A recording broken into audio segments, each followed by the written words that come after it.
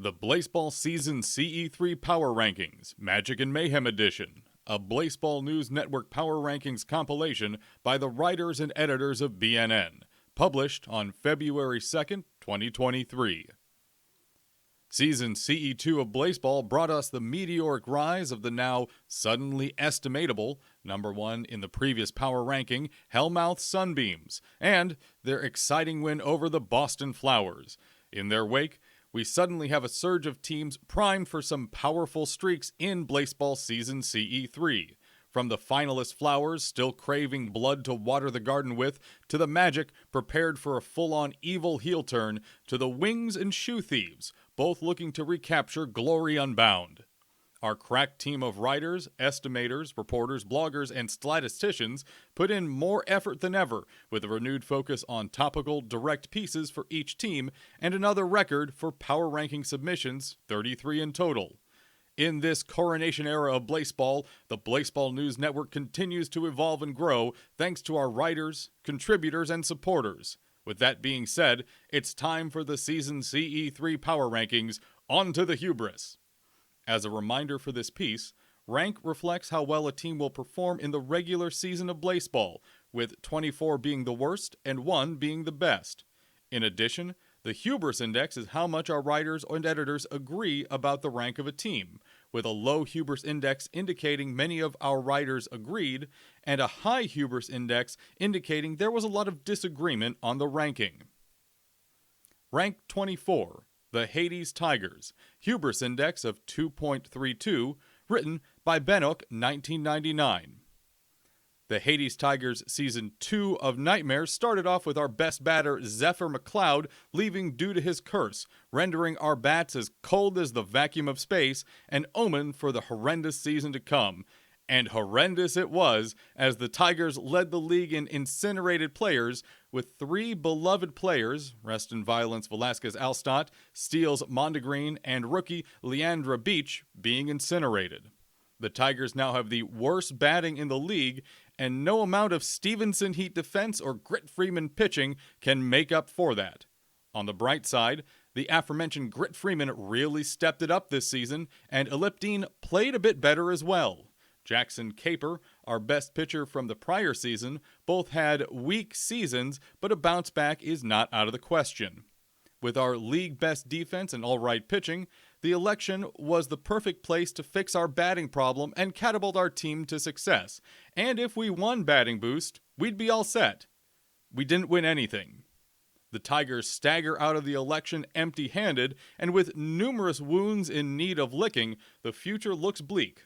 Season 3 will not be a good one for the Tigers, but they will play valiantly nonetheless, and the Tigers give up as often as they look back. Never. For now, just hope for the safety of our beloved players and hope for blessings. Rank 23, the Tokyo Lift, hubris index of 2.0, written by Otterpopped. Lift bad. Sorry for exploding your guy worms. Other than that, we didn't win anything. Having been one of the worst teams in both New Season 1 and New Season 2, expect worse in New Season 3. Rank 22, the Houston Spies, hubris index of 2.32, written by Lillian. The Spies are not getting a golden record this season. Last season's campaign was waylaid by experimentation, as Houston became the first team to accumulate all 4 player modifications. Terrell Bradley's Alternation and Rivers Rosa's Incineration delivered 2 large hits to the Spies, moving a .5 team to the basement of evil. Ser Segvi is questing, but it will take more than a few side quests to double last season's paltry 27 wins and reach playoff consideration. Entering Season 3, the Spies have the 3rd lowest average pitching and the 4th lowest batting in the league, both barely over 2.5 stars. The election proved this point by cursing Scratch DeLuise, whose surly swift removal from the lineup will improve these averages to slightly more than barely over 2.5 stars, respectively. So no, the Spies are not going to win by acquiring more wins than other teams, and may face the franchise's first party time hosting assignment. We hope you like beige. No, the goal this season is to win by further experimentation. Their 74% vote share for Night Strike was the standout performance of the election, and they have garnered the Strike 2 team modification for their trouble. Spies remain committed to pushing for Strike 3, since apparently playing Blaseball will not be this Blaseball team's strong suit for the foreseeable future. Whether by strikeout, shutout, or blackout, the Spies' future appears to be redacted. Rank 21, the New York Millennials. Hubris Index of 3.65, written by Clipperson, who you can find on Twitter at @clip_NY. Something happened to the Millennials. Ren Hunter gained the benefits of the Ball Hawk blessing, giving them a wider range of defensive options. With a rogue ump favor for Jana Beats and Ryui Ngozi's alternate into a slightly better batter, I think the Millennials' fortunes are turning for the better. Though, we're still pretty bad. This is not the early expansion era when pitching was our thing. Bennett Blue Sky can't do it all themselves. I can only hope the roving band will stay on the Millennials playlist to drag us up the standings. Rank 20, the Ohio Worms. Hubris Index of 3.09, written by IfBiff, who you can find on Twitter at BIFFIFH. Nothing interesting happens in Ohio. We started this season with the previous elections, in which we won nothing. The team was not improved. Other teams in the division were. We had 5 equally subpar pitchers, an uneven lineup, and a defense that leans up against the wrong fence so often you'd think there was a George Thorogood song written about them. I declare us to be terrible, and expected to have the worst record in the league. I'm fairly sure that the team won more games than the Lift just to spite me, despite going 2-4 in the season against them. This season, the umpires played their favorites and cursed and swore their way through the league. Well, most of the league. Winnie Hess dodged the Bard's curse and parried the Knight's swear. Batterson Stromboli also parried the Knight. Yawn. Then, for the second consecutive Delta season, the Worms failed to win a blessing. No changes. Wait, what's that you say? Because the Lift won a blessing, we incinerated bottom 10% ERA pitcher Johnny Boy Astor? Maybe we have addition by subtraction? Let's check the replacement pitcher, Luis Barron. It looks like Luis's pitching attributes are closest statistically to Sandy Carver's. So let's compare Johnny Boy and Sandy. For Astor, a 6.47 ERA, 2.5 home runs over 9, and an opponent batting average of .311. For Carver, a 6.78 ERA, 2.4 home runs over 9, and an opponent batting average of .307. Prediction? 33-57, 1 game worse than last season. Why? Because nothing interesting happens in Ohio. Rank 19, the Core Mechanics. Hubris Index of 3.69, nice, written by Crafted Robot.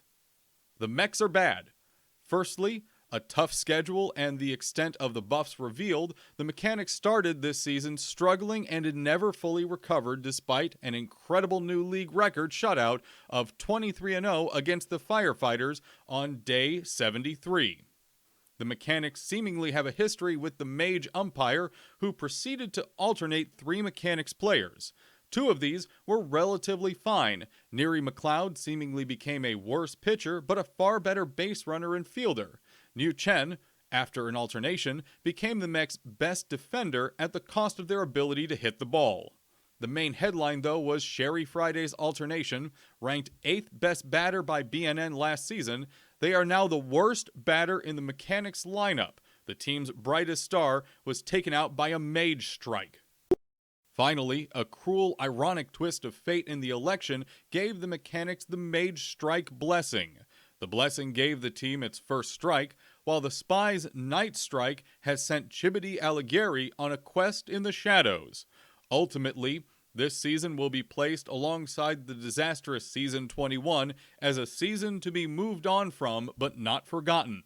The Mechs find themselves on their own quest, standing in the face of adversity, in need of an extensive rebuild, and an umpire standing in their way. Rank 18. The Chicago Firefighters, Hubris Index of 4.0, written by Luna, who you can find on Discord as Theoretical Bartender #3559. Anything can happen in Blaseball. In Season 2 of the Coronation Era, that means the Chicago Firefighters, previously in contention for worst in the league, can finish with a 41-49 record, placing 3rd or 4th in the awful evil division, with Nerd Pacheco and 2 other midfielders literally stacking the field, and pitcher Don Elliott with a 2.87 ERA and Corrado Rangel with a 3.22 ERA holding down the fort. Chicago's defense is making up for its frankly awful batting. The Firefighters also dodged the worst of the new weather this season, with Yosh Carpenter parrying a night umpire's swear and Ralph Vincent being alternated twice, seeing an overall improvement in stars when the dust settled. The Season 2 elections gave Chicago the Dark Matter blessing, adding 5 players to the Firefighters' shadows, including 3.5-star batter Oscar Hollywood and 3.5-star pitcher Grit Watson. The Firefighters also came out unscathed from the 3-strike blessings won by other awful evil teams. All in all, the Chicago Firefighters haven't changed much going into Season 3, a benefit in their strike-heavy division. I guess some things in Blaseball do stay the same. After all, we are from Chicago. We are always from Chicago. Rank 17. The Dallas Stakes. Hubris Index of 3.37, written by Ophelia, who you can find on Twitter running the @DallasStakes account. The Dallas Stakes, my mortal enemy. In the middle of writing this, one of my doors broke, so I had to go to Lowe's to pick up a new handle to put back on the door. The stakes are not dissimilar to me and my door. A broken handle, our bad luck, is holding back my perfectly fine door, our okay stats, and another week without a blessing leaves us in an extremely similar position to last season. Except that last season, the stakes pulled it together in the later half to play what I thought they would, .500. Somehow, Stakes took their bottom of the division performance in the beginning of the season and, with one single event from the umps, became a semi-formidable team. Hell, our opening 3 games were a Crabs sweep, and Crabs kinda good. But, like my broken handle, hey, where's my internet? Damn it. More bad luck. Stakes bad next season, bad luck abides. Rank 16. The Philly Pies, Hubris Index of 2.64, written by Mallory, Night Reporter. Roll out the crust, get ready to cheer. Philly Pies, we're loud and clear. We'll hit it out, we'll steal the base. Philly Pies, we're in this race. The Philadelphia Pies Blaseball team is gearing up for a new season, and the energy and enthusiasm around the club are palpable. Despite ending last season 5th in awful good with a 42-48 record, placing them in the middle of the pack compared to the rest of the league, the Pies remain strangely optimistic about their chances to claim the championship this season.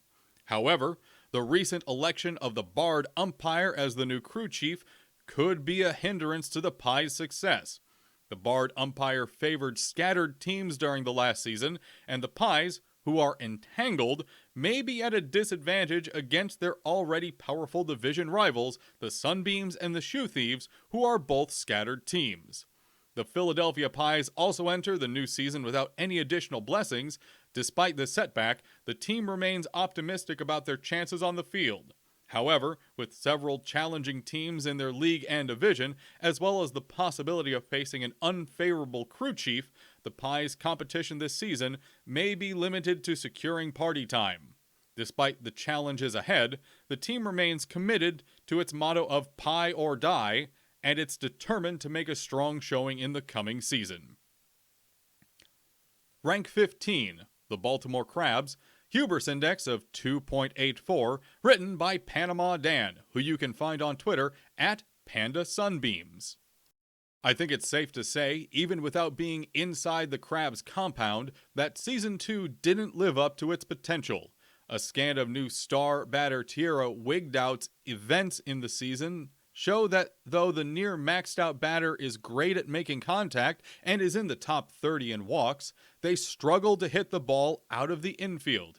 Tierra, in fact, managed to hit 0 home runs despite a ferocity of .903. She's still a good batter, just not the elite you'd hope for as a blessing result. So, going into Season 3, are the Crabs good or are the Crabs bad? It's hard to say. They're in a division that keeps getting more competitive between the Sunbeams, Shoe Thieves, and Dale, and seems to be on the cusp of the playoffs despite some of the rougher schedules. At the same time, you'd be hard-pressed to find anyone expecting this squad to take the field on Saturday. I think one of the most interesting things about the Crabs is something they share with my team, the Sunbeams. With last season's power rankings, they were exactly 2 teams that were hit exactly by the BNN average. The Sunbeams at number 1 and the Crabs at number 12.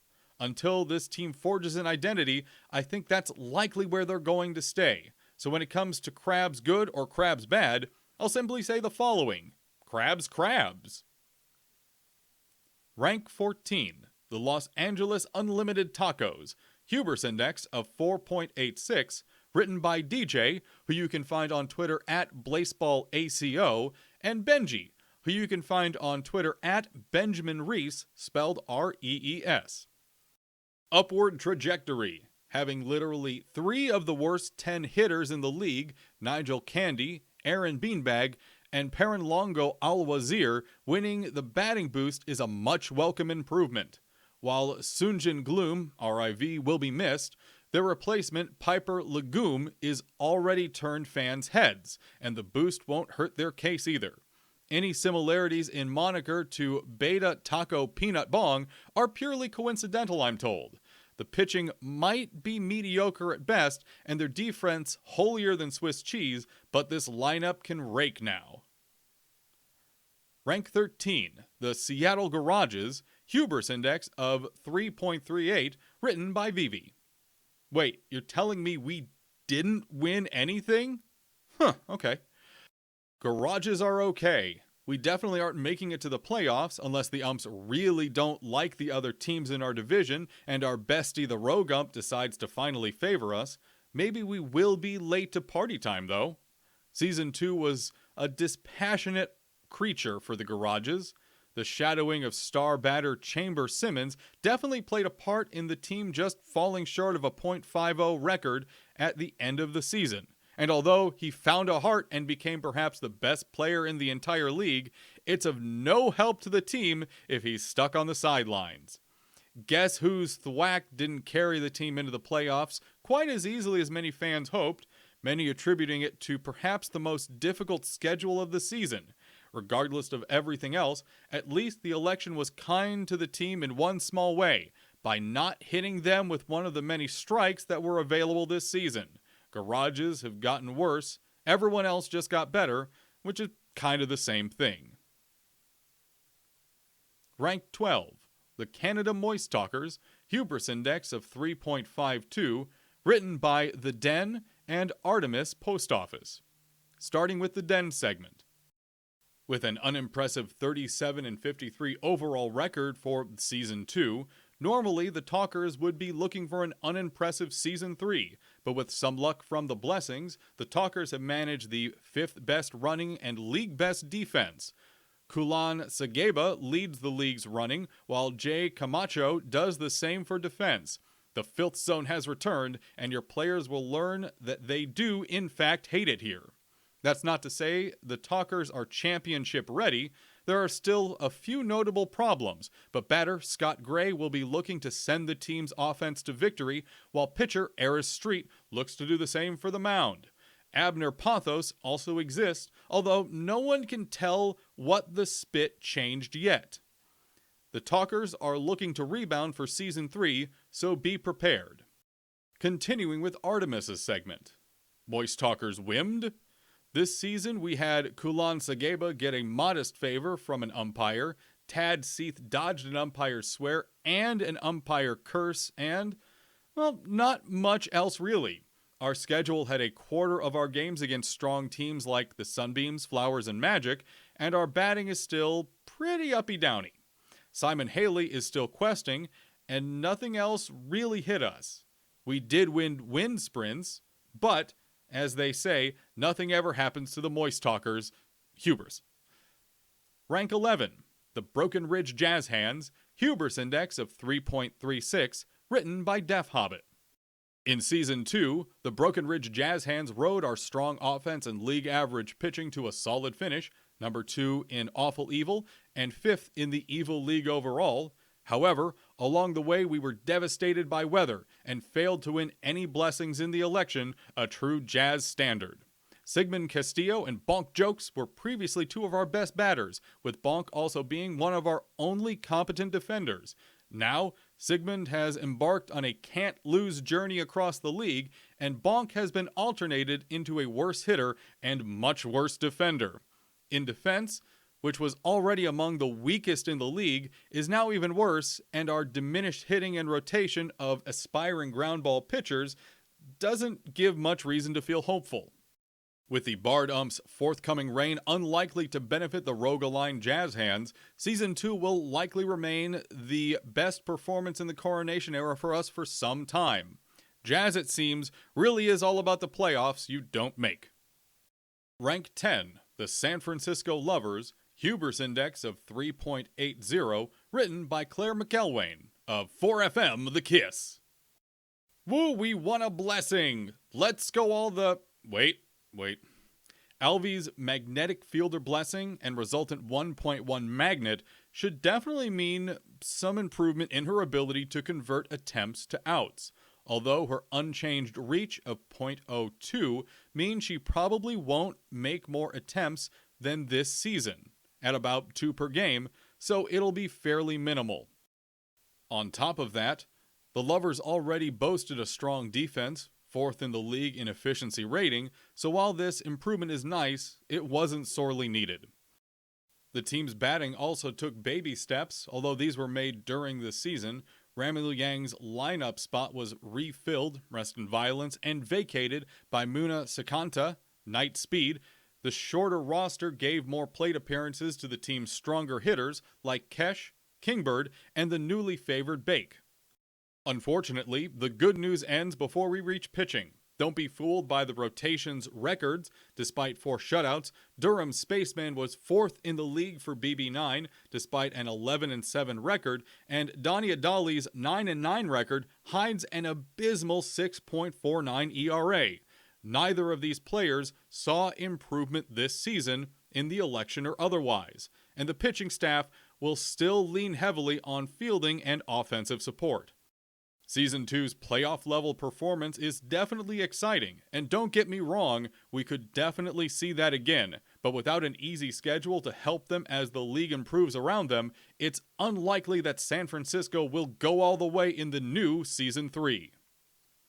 Rank 9, the Kansas City Breath Mints, Hubris Index of 3.75, written by Finn. It's a tale as old as time. The Mints have the best pitching in the league, and it doesn't matter because none of our batters want to hit the ball. Our team ERA of 3.44 and WHIP of 1.038 are the lowest in the league.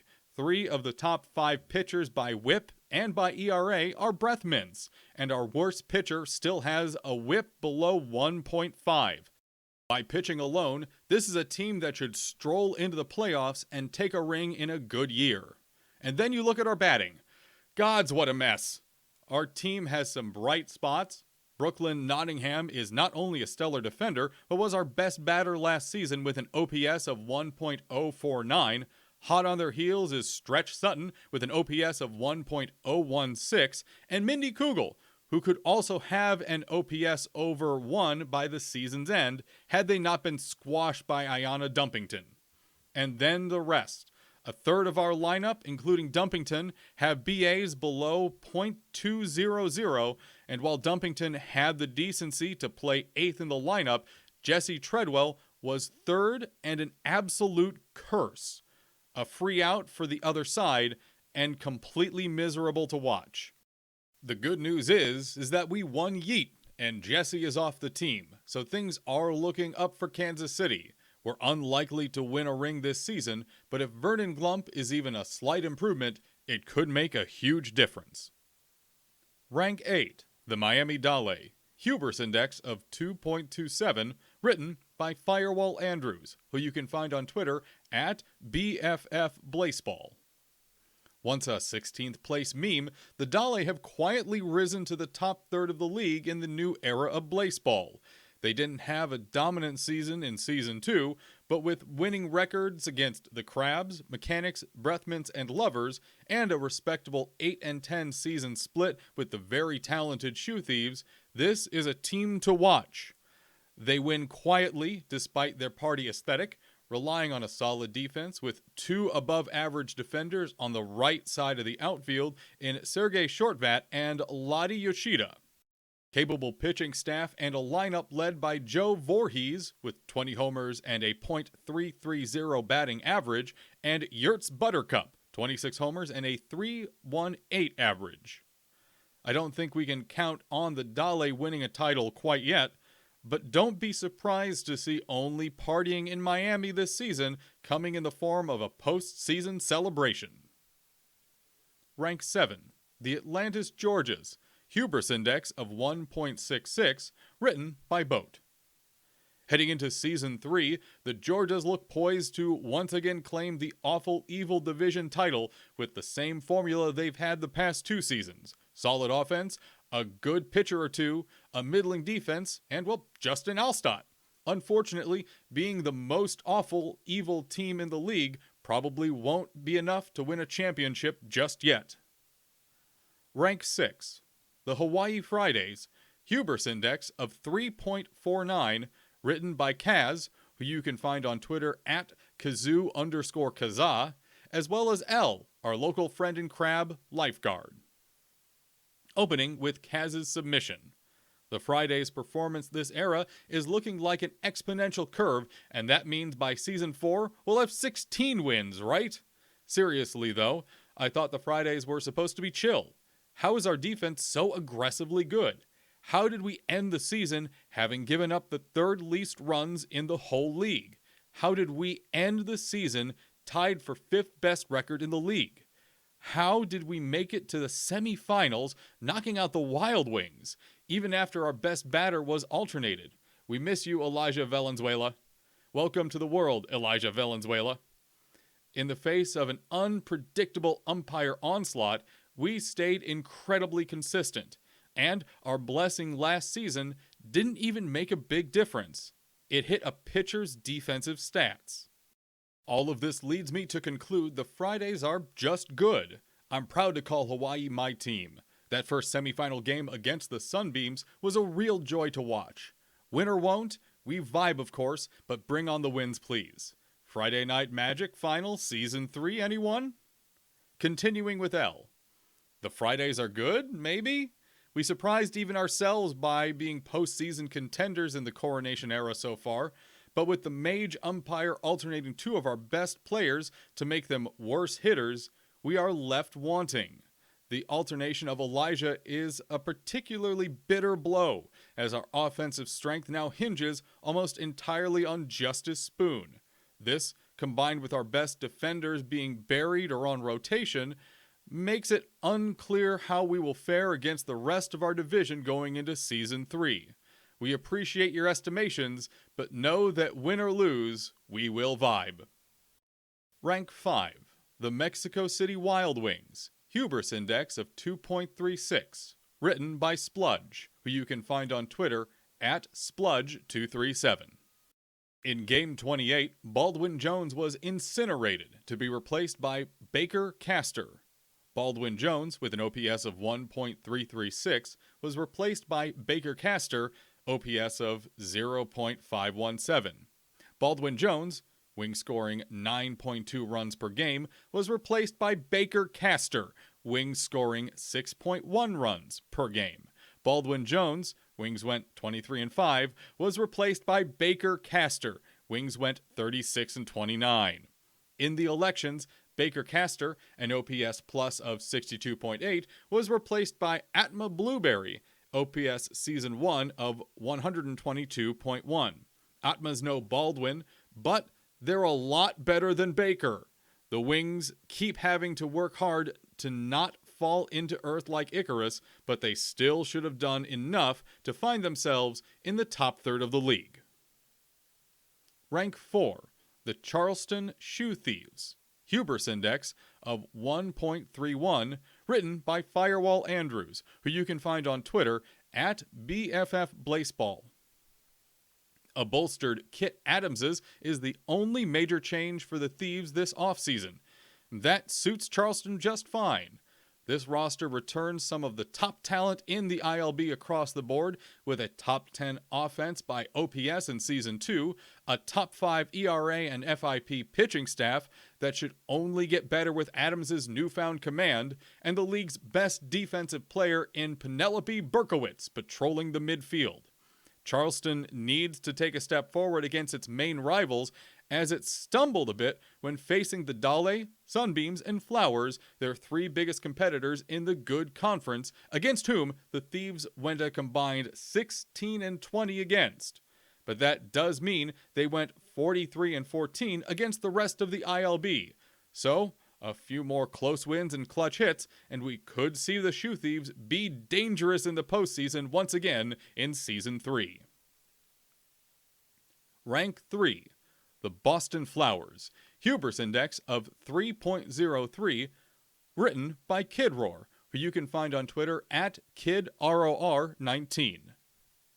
The Boston Flowers crashed their way into the postseason, swept the Charleston Shoe Thieves, went to war with the Yellowstone Magic, and finally fell to the Hellmouth Sunbeams in an intense series that saw the first 3 games all end with a run differential. Seeking to run it back, they've won the strong start blessing, empowering their offensive capabilities. Their lineup now features 4 heavy-hitting batters in a row, all with a BA of 0.3 or above. Duha Kamara, 21st in hits, Zach Sanders, 2nd in hits, 3rd in doubles, 3rd in triples, and 3rd in home runs, Dervin Gorsica, 4th in doubles and 9th in triples, and Zelda Highway, 9th in doubles and 29th in triples. For those keeping track, that means that 3 of the top 10 league leaders in doubles are now batting directly one after the other.